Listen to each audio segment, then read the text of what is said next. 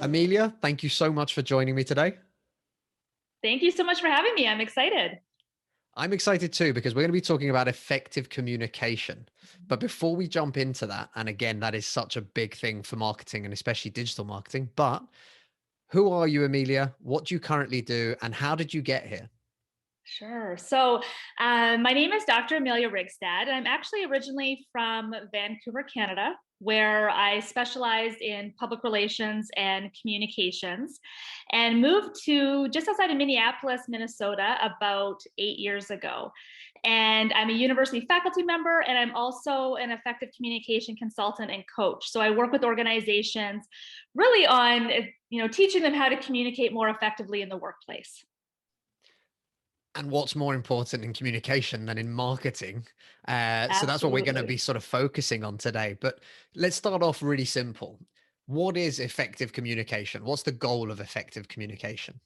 Sure. I mean, effective communication is really about building and fostering relationships with people that you work with, people that you interact with on a daily basis. And it's not just necessarily workplace communication. It can certainly be personal communication as well.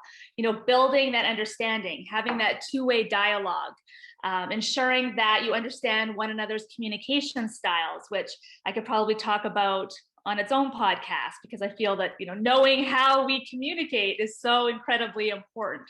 So it's really about understanding those communication styles and recognizing the importance of effective communication if we're going to try to mitigate miscommunication with the people that we interact with day to day.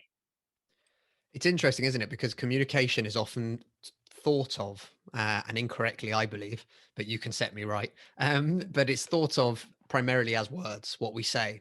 But communication is absolutely huge, right? The way we stand, for example, different things and gestures that we do, pointing at someone, even if you were saying the nicest thing possible. Lots of different parts of this come into play. And communication, obviously, in its simplest form, words, but just how complex and vast is that kind of array of communication? Well, it truly is. And I mean, especially now, we are kind of at that year point, shortly after, with being in a global pandemic, and so much of our communication has moved online. But it's not just words, it's also about your body language. It is about actively listening, right? There's that saying of, you need to listen to understand, not to reply. And that's absolutely key. You're nodding your head right now. That's showing me that you're understanding what I'm saying. So there's so much more to the spoken word. Absolutely. It's interesting actually, because that concept of listening to understand and to really hear as opposed to reply is actually taught in so many different variations from, if you go into Dr. Stephen Covey's trainings and the 7 habits of highly effective people, seek first to understand, then to be understood. And it's something that plays a huge part in lots of other variations, let's say. So everything from empathy all the way through to just the basics of human beings. Like you said, it's very easy to kind of go and Right. nod your head and not really pay too much attention, and then eventually go, right, my turn to talk. And that's quite And a that's the thing too, challenge. is like, when we're listening or should be listening to somebody, we're automatically thinking about what we're going to say next. And I mean, it's human nature, and that's fine, but however, for us to be able to enhance our communication, to communicate more effectively, I'm always encouraging clients in some of the organizations that I work with that we do actually have to practice our active listening. So I always challenge people to actually pair up with somebody, just talk for a minute, right? Let that other person listen without saying a word and just see what that interaction is like. And it's a really fascinating little experiment with some of the breakout sessions that I do, because it's really challenging to do I without imagine, wanting to just respond. I was about to say, I can imagine people being freaked out by it. Yeah. Like, we don't usually sit there for a minute listening to people without any Right. intention of replying. You're like that. Hang on a second. This is strange. Right. Yeah, absolutely. But it's a challenge again for a lot of reasons, because for us as marketers, for example, listening and understanding your audience is a key aspect to getting things right. And in fact, for any business, really understanding your audience. And we talk about it a lot, understand who they are, where they hang out. We talk about Mhm. things like building an audience persona. All of Yeah. these things that we're really trying to do is all based on having that real understanding. And what Mhm. amazes me for a lot of small businesses is at any point you'll ask them and say, well, how many conversations do you have with your clients? And you'll be like that. Well, we talk to them weekly, we talk to them monthly. Okay, cool. And in those conversations, how many times do you ask them, how's it going for them?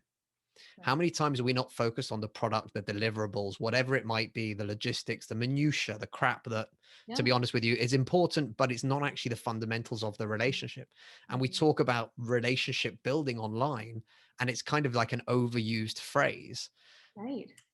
It's That it's too, it goes kind of off of that, two-way dialogue. Communication was never meant to be one-sided. So it's kind of like a volleyball match or a tennis match, right? Like you're volleying back and forth. And it should be this two-way dialogue with, each person in that conversation having the ability to talk and to listen and to engage with one another back and forth. So I often use the example when we're doing trainings and stuff like that with startups is Yeah. for really simple. Think of social media as going on a first date. Mm-hmm. And for me, this is a really good example. So loads of brands are sat there on social media, basically with a massive bullhorn, just shouting at lots of people as they go past. And I try and explain it as that because it is like a first date, Mm-hmm. because it is about both parties. And it's also about both parties learning, Mm-hmm. understanding, figuring out who that other party is.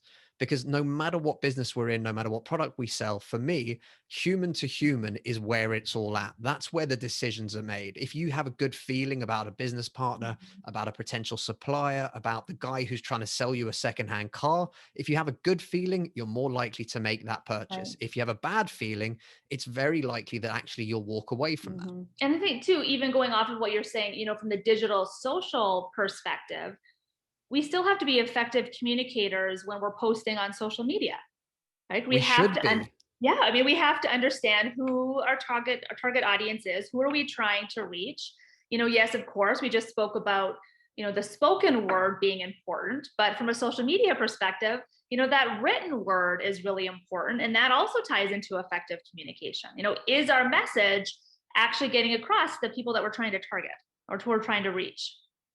I think something else that I'd love to ask your opinion on, and for me, we all have kind of an online persona, even when I'm massively aware of it and I try my best not to do it. Mhm. But we all have that kind of, our Instagram shows the nice and the fun times. Why? Because if I send you a picture today and put it up on my Instagram showing 14 pieces of paper with to-do lists on my desk, there's Right. nothing really interesting there for other people.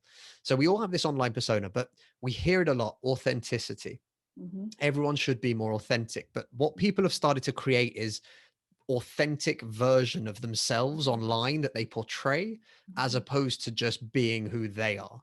And I Sure. think this is something that's really interesting when it comes to communication, because you mentioned it there online. We've got written, we've got video, we've got audio, we've got podcasts, we've got all these different things.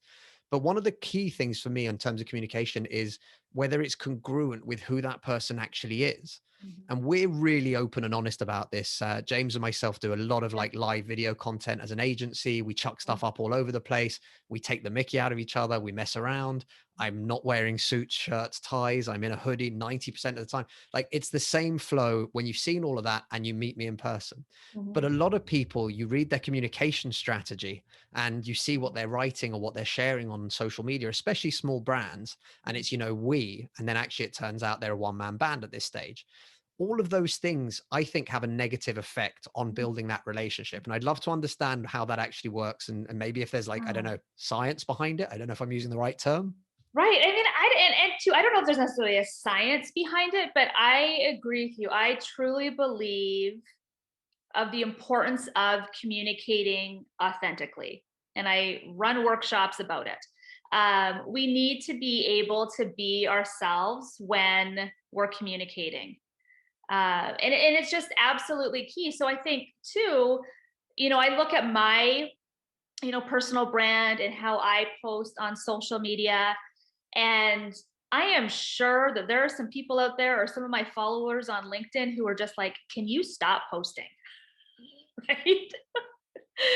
However, I am that small business. I am trying to build my business. So for me, if I wasn't posting, every day on a variety of different content, I wouldn't be my authentic self in my communication strategy for my business.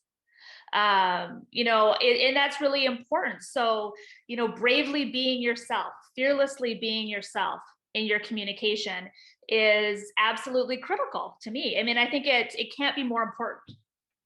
There's a lot of people that mistake kind of quantity, posting, sharing, doing whatever, and actually with the authenticity of it. Mhm. And what we Right. find is we have to really coax out of people what their opinions are, Yeah. because people are kind of scared online. And it's a Yeah. challenge, right? Mhm. To be brave enough sometimes to actually Yeah. say, well, if I was sat down having a conversation with one of my friends in the pub Mhm. and they said this is red and that's black, and I said no, it's not, that's white and that's green, whatever it might be, I'd be Yeah. forceful enough to have that conversation and to engage in that conversation. Mhm. When it comes to online, and we, again, we encourage this massively and we kind of coach and help as much as we can to get people past this, but to step out the comfort zone of being vanilla, because Mhm. people are really scared of not sharing their opinions, which I Right. think, again, really falls short of the idea of effective communication. Yeah, yeah, absolutely. And I would agree with you on that. And I agree about the ability to be your authentic self, be able to share your opinion. But I also think there's a fine line there with, especially from a social media perspective, of, still being diplomatic. And I talk a lot about that too, because sometimes if we're encouraging folks to, give us their opinion, that can sometimes be misconstrued to something else where it's just a free for all. And I I was don't going to think that's say, what, yeah, and I don't think that's what you're getting at, no, but I no, no, think we need to no. be careful of it. Yeah, yeah. Sorry for anyone listening. This does not mean act like a troll online and basically just be that absolute bum who just keeps replying in the opposite version of whatever anyone else is saying. No one Yeah. needs another devil's advocate. What I Yeah. And do from the think, US, however, we don't need any more political posts either. no, So, no politics on Twitter. no. Anyway, that's a whole different subject. But Yeah. that's a really interesting case study for effective communication. Anyway, we're getting Yeah. distracted. Let's leave that alone. But from my point of view, when I say that in terms of having an opinion, a lot Mhm. of small businesses and a lot of small brands will be scared to say, I support 4-day work week. Mhm. Or, I think Clubhouse is great, or I think Mhm. Clubhouse is bad, Right. whatever it might be. And especially within certain industries, again, it depends on what kind of industry you're in. But Mhm. if you're a dog trainer and you believe in positive reinforcement as opposed to negative, hit the dog and whatever else, there's nothing wrong with saying that. These ways of distinguishing yourself as a Mhm. human being, as a brand, as a Yeah. company that has a set of morals, a set of values, because Mhm. I think that all of this makes part of your effective communication, again, in the sense of, if people get a sense of who you really, really are, Mhm. they'll either be attracted to you or they'll be put off by you. Yeah. Whichever one it is, and again, not in a negative way, not in being an asshole online kind of way, not in insulting people, be diplomatic, be polite. It's Mhm. okay that other people don't agree with you. You're not supposed to have a fight with everyone, but it's a really good way of speeding that relationship system up. Yeah. People that like you will be drawn towards you. You can Mhm. take those relationships further. People who are put off by you will leave or will stop following you or won't like you, but you don't have to waste any time communicating with them. Just in the same way as you weren't friends with everybody in your primary school classroom, you're friends with the people that you're attracted to, in the sense of they're like you, they're like minded, you share things in common. And I think that's a huge part of it as well. Yeah, absolutely. I would agree. And, going off of that too, even, kind of stepping back to what we were talking about of, more than the spoken word, just being your authentic human, yourself, is really, really important. Like, for goodness sakes, I have almost a purple mohawk. And, to me, that's my authentic self. And if I didn't, I would kind of be hiding behind something that I really wanted to do for a long time. And I think that for me comes out, in my confidence, in my ability to communicate effectively and be my authentic self, is like that holistic part of authenticity. Again, I think it's a challenge for a lot of people. And I Mm. think people in certain industries more than others feel that there's a necessity to present something Mhm. more. And I Right. think that the expression of fake it till you make it is a really problematic Mhm. situation that a lot of people end up digging themselves into. Yeah. And I think it has impacts in terms of imposter syndrome. I think it Mhm. ends up with people kind of going, crap, what am I doing? And Yep. eventually, there's a massive incongruency between who you actually are and who you pretend to be. And Mhm. that can be seen from a mile away once you've actually had that discovered. Once those cracks start to show, I think Mhm. that really opens up and causes problems. Absolutely. And I think going off of that too, there's certainly a link from a communication perspective of, being your authentic self as a communicator, and how that, kind of aligns or ties together with being a confident communicator. Because if we do one, we can do the other, right? Like if we are being our authentic selves in the way that we communicate with, our clients or people that we interact with on a day-to-day basis, that's going to also lead to, us being a confident communicator as well. And knowing that, what we're saying is we can back it, we can stand behind it. So yeah, the two of them to me are aligned together. Okay, so we've talked a little bit about some of the different various points of it, and I love this kind of stuff because, yeah, we're getting into a little bit of psychology, but more importantly, I Sure. think it's hugely impactful for anyone who's running a small business to understand these things. When it comes to marketing, so people do have the ability today to share who they are by doing videos, talk, podcasts, clubhouse, and also written, obviously, blogs, written text posts, whatever it might be. But we also have a lot to do with imagery. And I Yeah. think this makes a huge part of the effective communication for any brand or Sure. business, no matter how small they are. Mhm. Excuse me. But getting that imagery right so that, again, we want to make sure that you have that kind of uniformity from what you're saying, the message you're trying to give off, and then Mhm. the imagery that you're using or the videos that you're using. Right, right. And I would agree. I mean, there from a brand perspective, having that consistency across the board. I mean, I agree is really, really important. Making sure that whatever you're communicating from an image perspective also aligns with, the values or the mission of that particular brand. How can people make sure that they're doing this right? What are some of the Hire tips people that like people you or you? or me. That's it, really. Okay, so everyone, there you go. That's the end of today's episode. We're not going to talk about anything Hire anymore. us. Just send us a check. And the thing is, though, it is hard for small businesses, especially when you're Mhm. starting out. I remember I started in 2008. I Yeah, opened my business and I paid 6 months up front for this tiny, horrible office space. yeah. And I rented it and I signed the lease and I got the keys on the first week of September 2008. Mhm. And 2 weeks later, I watched Lehman Brothers go under. I watched the start of the worst financial crisis until the next one that came a few years later. And I sat there going, oh my good God. So I Mhm. know what it's like to not always be able to afford the luxuries of saying, right, okay, well, I'll get somebody in to help me with this or anything else. But what are some of the key tips that people can really focus on and make sure that they're covering their bases to make sure they're getting this right? Yeah, I mean, do you think like from an image perspective or just like communication in general? Well, I think communication forms part of everything we do today, whether we like it or not, Yeah. right? We're just Mhm. we're online. So whether it's your personal Facebook, and I Mhm. can remember this being quite amusing, somebody applying for a job with us years ago, Mhm. and then basically, you go onto social networks and found, I think their Facebook profile at the time, LinkedIn wasn't very big, their Sure. Facebook profile at the time, and we were just like that. Wow, this isn't Right. the person that we want, particularly for any reason, because whatever they were doing. I can't remember at the time, but there was a lot of like, I'm bunking off work and I'm at the beach kind of mentality. Right. Right. And again, we were just so amazed. But everyone has this online persona, whether it's your Instagram account, whether it's your LinkedIn profile, whether it's your company, the business, the Mhm. brand that you're building. I think it all forms part of the same thing nowadays, doesn't it? Yeah. I think it does too. And I would, say like we do need to be, especially from a digital perspective, aware of that digital tattoo or that digital footprint that we're making, and that, you know, we can find everything online.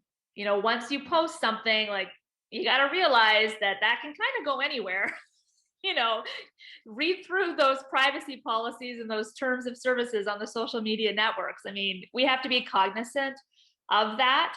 And just being careful of what we post. Or if you're a new small business, like what is it exactly that you want to be focusing on?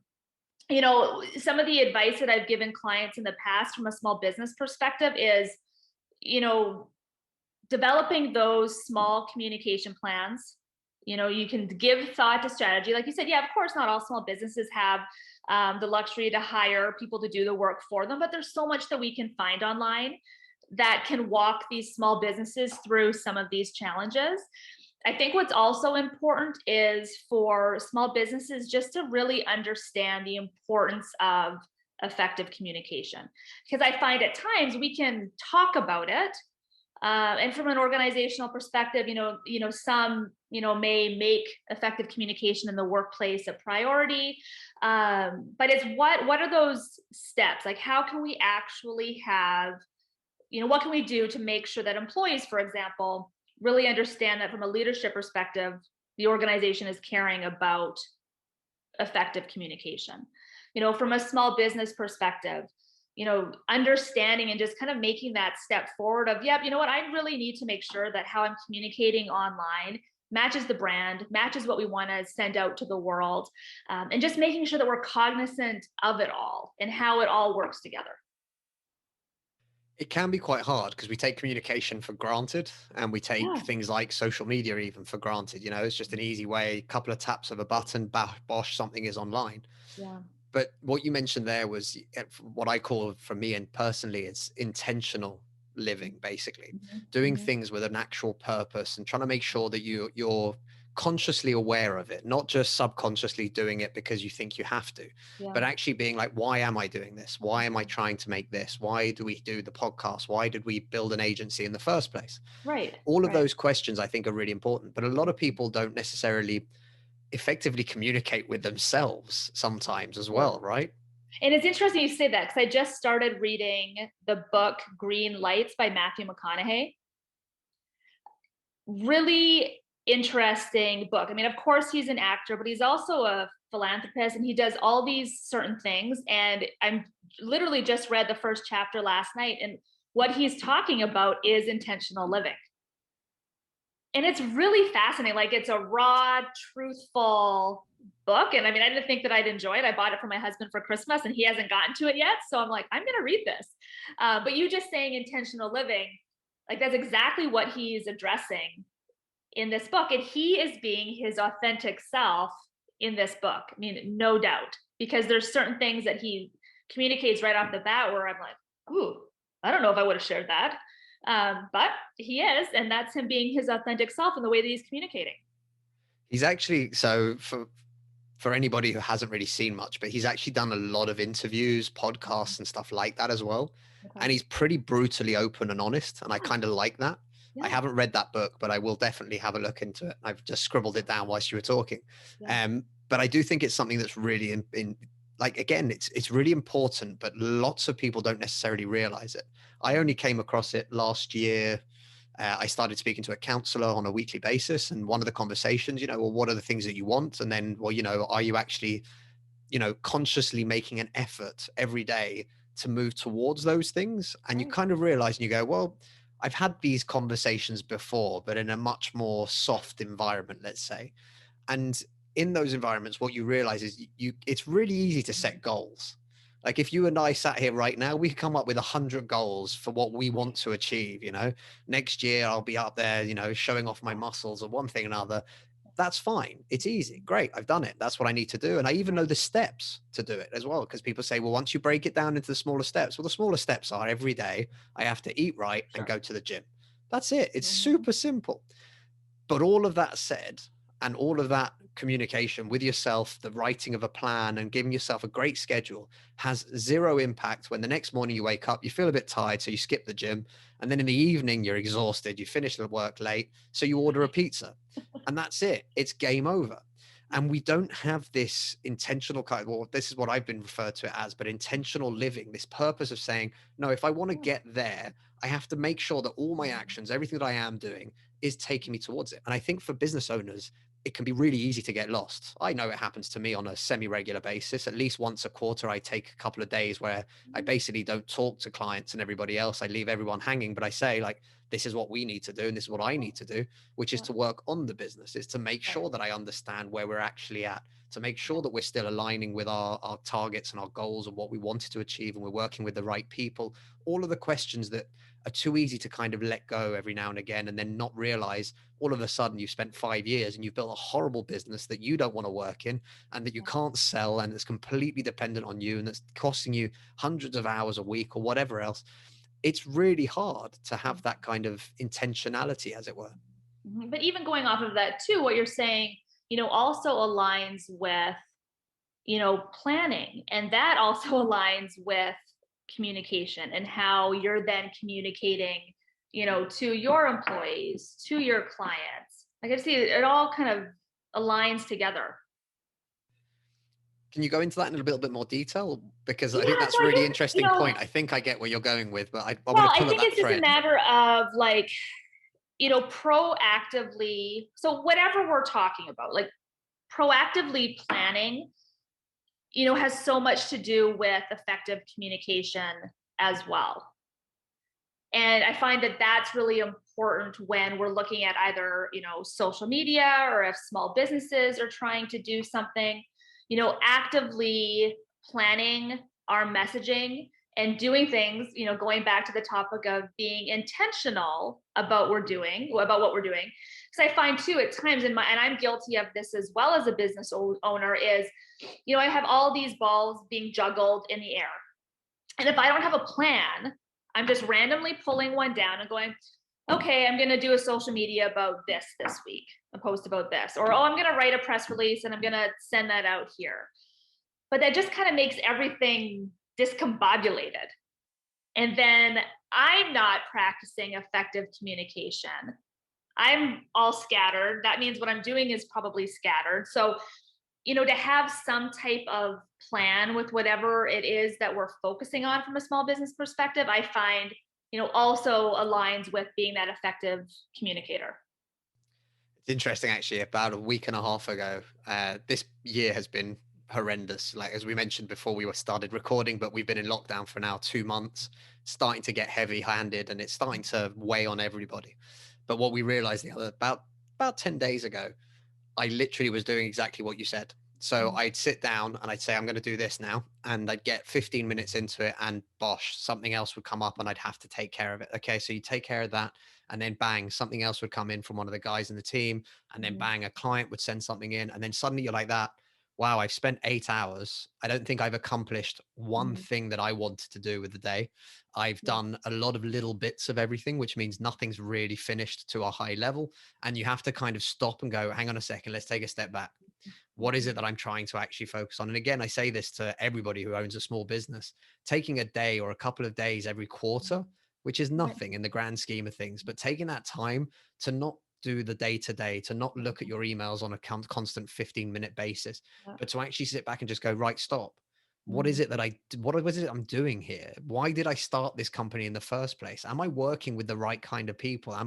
All of these questions that are huge. And again, answering yourself honestly. There's nothing wrong with saying, hang on a second, this has got away from me. This isn't actually what I was trying to do in the first place. We're now selling things that I didn't particularly want to sell. It doesn't really fit with the message of what we were trying to do. I wanted to have more of a social impact and we're not, whatever it might be. But all of those things, when we don't address them, and I think this is again the intentional part of it, Right. but when we don't address them, they actually eat away at us subconsciously as well. And before you know it, you're more tired, you're more drained, you're not as effective, you're not doing anything quite to 100%. And again, like you said, you end up just in that kind of, I'll take a piece of this, I'll take a piece of this, and nothing's really coming together nicely. Absolutely. And then it also then can be transferred into our personal life. So if we're, feeling like that 8 to 10 hours a day with our business and not, necessarily communicating well, or not being authentic, or if we're not being intentional, that's likely going to transfer to home. So whether you have a spouse or a partner or kids, that communication that we have with people who are really close to us in our day to day also has the ability to be a little bit tainted, because we're transferring that scatteredness, to our family and friends that are more closer to us. Definitely. And regardless, it also goes both ways, I think, as well, Mhm. which is quite interesting when you're having troubles at home and everything else, trying to be your most effective go-to Mhm. 110% kind of person Yeah. really fails miserably. We can't bring that kind of energy. And as as entrepreneurs, as business owners or whatever else, we've given up the idea of a 40-hour week for somebody else, which sounds horrible. And instead we kind of replaced it with a 60 to 80-hour week for ourselves. It's just the joy of joys, right? That's what everyone thought was going to be the dream. Yeah. But that is the reality of it. And it becomes very hard. And actually, something that I've learned more this last year, in the last 12 months, with all the lockdowns and the pandemic and everything else, is Mhm. actually how important it is to look after myself, because Mhm. I can't do anything. I don't function when you're getting to the Yeah. point where you're so stressed, you're not sleeping well, whatever it might be. There's no Mhm. point in even trying to keep surmounting the little molehills look like mountains, and it's Yeah. impossible. So Yeah. it's a really important thing for people to recognize. Absolutely. And going off of that too, which, goes back to kind of, linking to being, your authentic self, or, communicating as your authentic self, is, the idea of practicing truthful, transparent, and honest communication.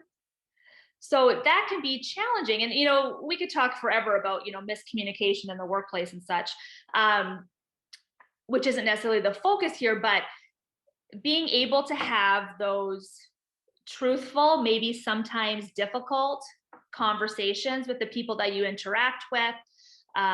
Like you said, if you're feeling stressed about something and you're just having a bad day at work, being able to be your authentic self and how you communicate that to your peers with just, hey, you know what, guys, I'm having a really bad day today. My pet's sick, my kid's doing this, and, don't take offense, this week if I'm just not going to be overly chatty at the office.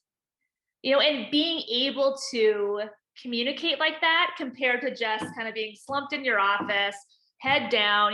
People have the ability to misinterpret that in all sorts of different ways, which never usually works out so well. So, getting into the habit of trying to practice that truthful, transparent communication as well, I feel goes a long way. I was on a panel conversation recently and I said pretty much exactly what you just said there. But the question was, it came from a business owner who was really struggling himself personally. The business was okay, but he knows that he wants to lead from the front, but he's really struggling. He's having a bad time, one thing and another. So how do you kind of get past that? And how do you make sure that all the troops are rallying around you and whatever else?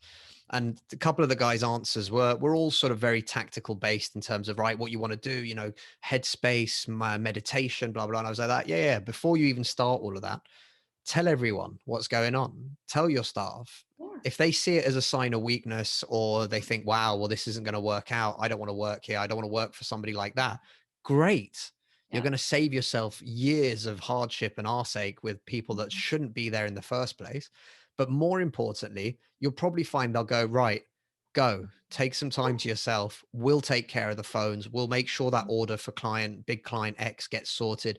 We'll Yeah. look after anyone who comes into the store, whatever it might be. Because actually, in general terms, we forget this, but human beings are pretty good social animals. We want to Right. kind of look out for each other. We're used to working and living in packs. We want Mhm. to be around each other and help each other out. So if we can, 90% of us will actually do that. And the Yeah. 10%, probably you don't want them as part of your team anyway. So Absolutely. something to really bear in mind, again, being able to talk about it, like you said, if you're having a crappy time, come in and just be able to say to everyone, listen, guys, bit overwhelmed at the moment. Give Yeah. me a couple of days. I need to sort X, Y, and Z. Can you guys take care of X, Y, and Z for me, or whatever it might be? But again, like you said, all it comes down to is being open and honest enough, not just Mhm. with everybody around you, but with yourself, to be able to say, I'm not taking this very well at the moment. This isn't working for me. I need a change. This isn't okay. I want to bin this and I want to bin that, and we're going to change everything. And not Mhm. being scared of that. If you're feeling it, then it Yeah. really is because you need to do something about it. Yeah, definitely. And I think kind of going off of that too, and something that I wanted to, chat a little bit about with those who are listening is, especially from a small business perspective, and this goes, for corporations, large companies as well. But from an effective communication standpoint, understanding your own communication style and the communication styles of the people that you interact the most with. right? So, there's a plethora of different communication assessments out there that you can take. And I really believe in, I don't care which one you take one, you know, and really have an understanding of like what makes you tick. How do you communicate? What gets you fired up really quickly? How do you react when somebody comes at you, from a communication perspective? And really trying to build an understanding with, the people in your office, the people in your small business, and how do they communicate? And that also helps then with, some of those challenges, those miscommunications that can start to creep up, if we have a better understanding of how each of us communicate the best. I think it's true. And again, it's not just with business relationships or your employees and workers or anything else or clients even. It's also true for personal relationships. Yeah, absolutely. Everyone perceives and reacts and communicates in their own style. And I think Mhm. the book as well for sort of personal relationships is the 5 love languages as well, Mhm. which is Yeah, a yeah, huge book over the years. But yeah. again, it's one of those things where people don't necessarily realize it. There's Mhm. many ways to give love, but there's also many ways to perceive it. And everyone has a different variation of that. And Mhm. it's very Mhm. important to try and understand that kind of Yeah. communication. Yeah, absolutely. And I think too, that's where I think all of us can do a better job of, taking the time to understand. And, something that I, say to some of my clients or some of my workshops and such is that, it's like homework. Like you actually have to dedicate time to being a more efficient, effective communicator. You're not just going to wake up one morning and go, oh, I'm going to communicate today and I'm going to do a really good job of it. Like it takes time. You have to build an understanding and recognize its importance because it's so critical to be an effective communicator in your business. There was a really good video. I don't know if you've ever seen this or come across it as well, but it's a woman explaining to her boyfriend and saying, I've got this really bad headache, Yeah. and the guy's like that. Yeah, I think if like, and she's like that. Just listen, all right? It's a really bad headache, one thing or another. And the camera slowly pans, and the girl's got like a nail stuck in her head, I and haven't seen basically it. it's the whole. I'll find the link and I'll add it to the Yeah. show notes as well, because it's a really good Yeah. example of, again, seeking to listen, to Mhm. hear, to understand what the person's Yeah. going through, even though Yeah. you want to just be like that. No, it's the nail in your head. We need to take the nail out of your head. And she's like that. No, stop. Like, you're not listening to me. Right. And it's a really kind of simple, funny as well, but really Yeah. simple kind of way of showing that example. Hmm. Definitely. Okay, well, listen, I think we've had an absolutely awesome conversation. I've really Yeah. enjoyed this, and I think there's Me too. tons of different ways that people can now start figuring this out. But more importantly, how can people find you and communicate effectively, hopefully, with you online? Yes, absolutely. So, of course, I'm on all of the social media platforms. So, at Amelia Reigstad, LinkedIn, Instagram, Facebook, and such. But then my website is ameliareigstad.com. And there's all sorts of information there about different workshops and classes and all sorts of things that you can check out. That's absolutely fantastic. We will drop all of those links into the show notes as well so Great. that everyone can find it very easily, because I'm not going to lie, your surname probably won't make it easy for somebody to just type that straight into Google. But again, add effective communication and give it a go. It could be a nice way of trying to find. But thank you so much. I really enjoyed this and I really appreciate the conversation. No, thank you so much for having me. I'm excited about it. So, thank you.